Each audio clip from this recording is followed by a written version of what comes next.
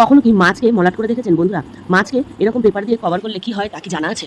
বন্ধুরা কখনো মাছকে এরকম ওষুধের খাপ দিয়ে কেটে দেখেছেন? ছুরি-বটি কাঁচি ছাড়া একটা মাত্র ওষুধের খাপ দিয়ে অনেকগুলো মাছ তোমরা কাটতে পারবে। বন্ধুরা ইলিশ মাছ সংরক্ষণ করার আজকে এমন ভয়ঙ্কর একটা টিপস তোমাদের সাথে শেয়ার করব, যা একবার সংরক্ষণ করলে বছরকে বছর তোমরা ইলিশ মাছ খেতে পারবে।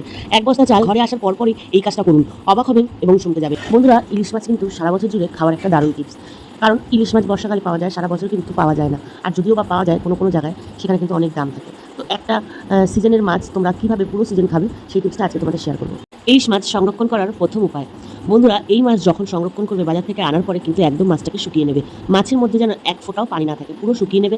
আর তারপরে কি করবে বন্ধুরা, পাতিলেবু নিতে হবে আর তাতে পাতলা পাতলা করে স্লাইস করতে হবে। দেখো আমি এইভাবে যে পাতলা পাতলা স্লাইস করেছিলাম, সেই স্লাইসগুলোকে নিয়ে একটা একটা টুকরো এরকম কানের ভিতরে ঢুকিয়ে দিতে হবে। বন্ধুরা দেখো আমি কীভাবে রাখছি, তোমরা ঠিক ভালো করে দেখলে বুঝতে পারবে যে আমি কি করছি। দেখো লেবুর যে স্লাইসগুলো কাটবে ওগুলো কিন্তু একটু পাতলাই কাটবে, মোটা কাটবে না, তাহলে কানটা উঁচু হয়ে থাকবে। এরকম হালকা পাতলা করে কাটবে, মিডিয়াম সাইজের পিস করবে। আর তারপরে কানের মধ্যে এইভাবে গুঁজে দেবে। বন্ধুরা কানের এই কানকোটা দেখো এই লাল অংশটা কিন্তু যতদিন পরেই খাও না কেন, 6 মাস পরেও যদি এই মাছটা খাও, এই কানের এই লাল অংশটা কিন্তু লালই থাকবে, কালো হবে না।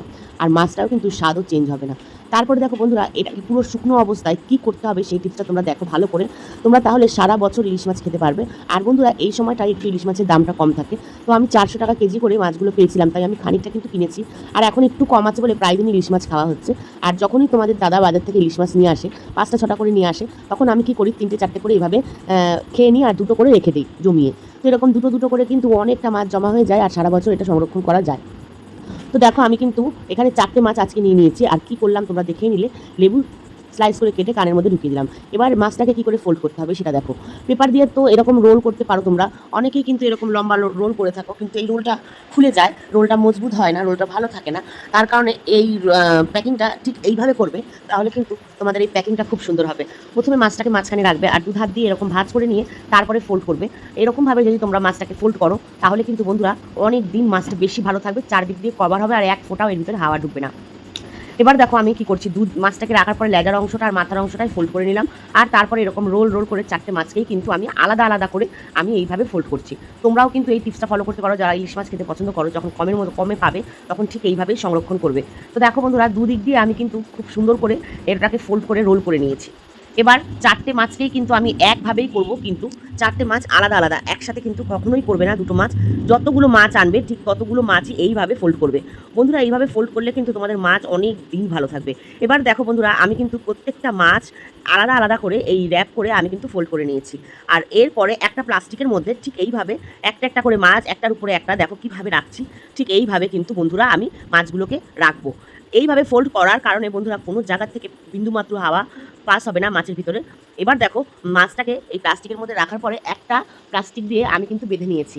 এরপর ক্যারি ব্যাগ দিয়ে বেঁধেছি। এরপর এই যে জামা কাপড়ের প্লাস্টিক থাকে সেই প্লাস্টিকটা নিয়েছি আর ঠিক সেই মাছগুলোকে ঢুকিয়ে এইভাবে রোল করেছি যাতে মাছের ভিতরে কোনো রকম হাওয়া না ঢোকে। আর এখন আমি নিয়ে যাবো ডিপ ফ্রিজে, আর এটাকে আমি সংরক্ষণ করবো। 6 মাস পরে খেলেও এই মাছ স্বাদে গন্ধে কোনোটাই চেঞ্জ হবে না।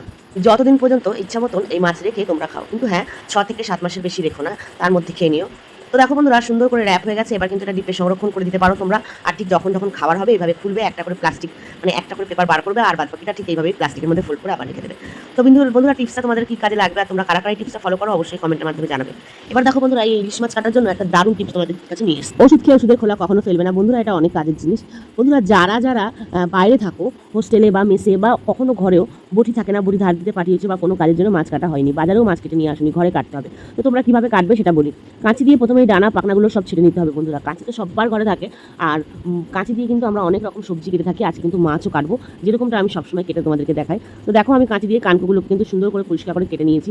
এবার দেখো বন্ধুরা আমি কী করবো, এই যে ওষুধের যে খাপটা ফেলে দেয়নি, এই খাপটা দিয়ে কিন্তু আঁশটা তুলে নেবো। বন্ধুরা ইলিশ মাছের আঁশগুলো কিন্তু একদম নরম আর খুব তাড়াতাড়ি উঠে যায়। এটা বটিতে দিলে কিন্তু অনেক সময় বটিতে যার কারণে মাছের চামড়া উঠে যায়। তোমরা এইভাবে কিন্তু ঘরের মধ্যে বেসিনে দাঁড়িয়ে এইভাবে কাজটাকে করে নিতে পারবে। দেখো আমি মাছের আঁশগুলো কিন্তু খুব সুন্দরভাবে ছাড়িয়ে নিচ্ছি। এবার তোমাদেরকে বলি একটা কথা, কদিন ধরে শরীর খারাপ, ভিডিও বানাতে পারছি না ঠিক করে, তো কালকেও ভিডিও ছাড়তে পারিনি, আজ কষ্ট করে ছাড়ছি। তো তোমরা কিন্তু প্লিজ আমার পাশে থেকো, তোমরা একটা ছোট্ট কমেন্ট করে কেউ চলে যেও না।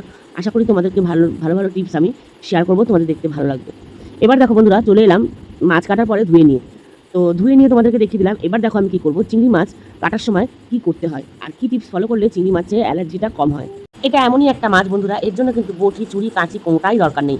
একটা সেফটি পিনের সাহায্যে এই মাছটা কিন্তু কাটা যায়। তো দেখো প্রথমে মাথা উড়িয়ে দেবো, তারপরে লেজা উড়িয়ে দেবো, তারপরে খোলটা উড়িয়ে দেবো। এরপর কিন্তু বন্ধুরা একটা সেফটি পিনের সাহায্যে এই মেরুদণ্ডটা উড়িয়ে দেবো। তো এই মাছের কিছুই থাকে না, শুধু মাংসটা ছাড়া। তো প্রথমে তো ডানা উড়িয়েছি, তারপরে পাখনা উড়িয়েছি, তারপরে মাথা উড়িয়েছি, তারপরে লেজ উড়িয়েছি। এরপরে কিন্তু শরীরের খোলটাকে উড়িয়ে দিয়ে সেফটি পিন দিয়ে রডটাকেও টেনে বার করে দিয়েছি। এবার কিন্তু ইলিশ মাছ খেলে বন্ধুরা কখনোই অ্যালার্জি হবে না। আজকে কিন্তু বন্ধুরা আজ তোমাদের সাথে এই ভিডিওটা শেয়ার করছি 3 দিন আগের। শরীরটা এত খারাপ, তোমাদেরকে তো বলছি যে আমি ভিডিও বানাতে পারছি না। আর সত্যি কথা বলতে ভিউজের যাচ্ছি, আসে মানুষ একটুখানি দেখে কমেন্ট করে চলে যায় আর বলে যে পুরোটা দেখে নিয়েছি। এরকম ধরনের কথাটা বন্ধুরা না লিখলেই পারবে, তোমরা ছোটো করে কমেন্ট করো, আমি বুঝে যাবো তোমরা এসছো। তো যাই হোক, অনেক অনেক অনেক ভালোবাসা তোমাদের প্রত্যেককে, তোমরা যারা যারা আমার পাশে রোজ রয়েছো আর সব সময়ের জন্য আমাকে সাপোর্ট করো। যারা এখনও পর্যন্ত আছে তারাই কিন্তু এই কথাটা শুনতে পারবে, যারা পুক করে চলে গেছে তারা কিন্তু শুনতে পারবে না। তো যাই হোক, আর কি বলবো, আমি তো কাউকে ধরে রাখতে পারবো না। এবার দেখো মাছটাকে কিন্তু আমি পুরোপুরি ছাড়িয়ে রেখেছি, ছাড়িয়ে দিয়ে এবার ধুয়ে নিয়ে তোমাদেরকে দেখালাম। আর এই দেখো বন্ধুরা সমস্যা, সেই লেভেলে হাত চুলকাচ্ছে, চুলকাতে চুলকাতে দানা বেরিয়ে গেছে, আর কিন্তু একদম হাতের চামড়া খুলে যাচ্ছে, এত চুলকাচ্ছে। ইলিশ মাছ আমার খুবই অ্যালার্জির একটা মাছ, আমি খেলেই আমার অ্যালার্জি হতো আগে, কিন্তু মাছটা কাটার সময় যদি এইভাবে কাটি তাহলে কিন্তু কখনোই আমার অ্যালার্জিতে চুলকায় না। কিন্তু বন্ধুরা মাছ কাটার সময় মাছের মধ্যে একটা সুর থাকে, সেই সুর দিয়ে খোঁচা লাগলে এরকম হয়। আর মাছের পেট পরিষ্কার করার সময় পেটের মধ্যে যেই পানিটা থাকে আর যে নাড়িগুলি থাকে ওটাও যদি হাতের স্কিনে লেগে যায় তাহলেও কিন্তু আমার এরকম চুলকায়। তো বন্ধুরা তোমাদের যাদের যাদের এই সমস্যা, তোমরা অবশ্যই ভিডিওটা পুরোটা দেখবে, তাহলে বুঝতে পারবে যে মাছের চিংড়ি মাছ কাটার পরে চুলকালে হাতে কী করতে হবে। চুলকাতে চুলকাতে হাত একদম লাল হয়ে বন্ধুরা ফুলে উঠেছে, কি বলবো আর। এবার দেখো আমি কি করলাম, একটা পাতিলেবু নিয়ে নিয়েছি আর লেবুটাকে কেটে মাঝখান দিয়ে একটু ফেলে নিয়েছি, আর লেবুর মধ্যে নিয়ে নিয়েছি বেশ খানিকটা লবণ। এই লেবু আর লবণ দিয়ে হাতটাকে ভালো করে ডলা মাজা ঘষা করে লেবুর মধ্যে লবণ দিয়ে এইভাবে বসে থাকলে বন্ধুরা আস্তে আস্তে এই যে হাতে ফুলে গেছে দেখো, লাল লাল হয়ে গেছে, এগুলো কিন্তু কমতে থাকবে। যখন দেখবে একটু চুলকানি কমেছে তখন কিন্তু হাতটা ধুয়ে নেবে। ধুয়ে নেওয়ার পর বন্ধুরা তোমরা কী করবে সেটা বলছি। দেখো এখনও পর্যন্ত আমার চুল করছে, তবুও আগে থেকে একটু কমে গেছে লেবু দিয়ে ডলার পরে। এরপর দেখো বন্ধুরা হালকা হালকা যখন দেখবে চুল করছে তখন কী করবে, হাত থেকে ধুয়ে নেবে। আর তারপরে এরকম সাদা কলগেট নিতে হবে, সাদা কলগেট হাতের মধ্যে নিয়ে ভালো করে এরকম ফেনা করে কষলে কষলে ধুতে হবে বন্ধুরা। এইভাবে ধুতে ধুতেই কিন্তু আস্তে আস্তে হাতের মধ্যে যে গরম ভাবটা হয়েছে চুলকাতে চুলকাতে সেটা কিন্তু আস্তে আস্তে ঠান্ডা হয়ে যাবে। আর সাথে সাথে হাতের মধ্যে ফুলে গেছিলো যে সেটাও কিন্তু কমে যাবে। তো বন্ধুরা এই টিপসটা কারা কারা ফলো করো বা কারা কারা জানতে সেটা অবশ্যই কমেন্টের মাধ্যমে জানাও। কলগেট দিয়ে এইভাবে ডলতে ডলতে বন্ধুরা দেখবে একটা সময় হাতটা কিন্তু চুলকানি বন্ধ তো হবেই, আর সাথে কিন্তু হাতটা ঠান্ডা হয়ে যাবে। যখন হাতটা ঠান্ডা হয়ে যাবে তখন হাতটা ধুয়ে নেবে, এইভাবে দেখবে চুলকানি আর ফোলা দুটোই বন্ধ হয়ে যাবে। বন্ধুরা বর্ষাকালে বা যখনই তোমরা বেশি চাল বাড়িতে আনবে কীভাবে স্টোর করবে সেটা তোমাদের বলি। দেখো এই যে ডিব্বার মধ্যে দেখো আমি সুন্দর করে কিছুটা শুকনো লঙ্কা আর তেজপাতা নিচে দিয়েছি একদম লাস্টে। এরপর বন্ধুরা এটা দেওয়ার পর আমি কি করব সেটা তোমাদেরকে বলি। এই শুকনো লঙ্কা আর তেজপাতা দেওয়ার কারণে চালে কিন্তু কখনো পোকা হবে না, একদম ভালো থাকবে বহুদিন। এই চালের উপরে শুকনো লঙ্কা আর তেজপাতা দিয়ে কিন্তু বছরকে বছর চাল ভালো রাখতে পারবে। এই যে দেখো আমি চাল ঢেলে নিয়েছি আর উপরে কিন্তু আমি কিছুটা ছড়িয়ে ঢাকা দিয়ে দিচ্ছি। এইভাবে চাল সংরক্ষণ করলে কখনোই চাল নষ্ট হয় না বন্ধুরা। টিপস যারা এখনো পর্যন্ত আমার সাথে আছো, আমার পাশে আছো, অবশ্যই একটা কমেন্ট করে জানাবে, একটা লাইক করতে ভুলবে না। আল্লাহ হাফিজ।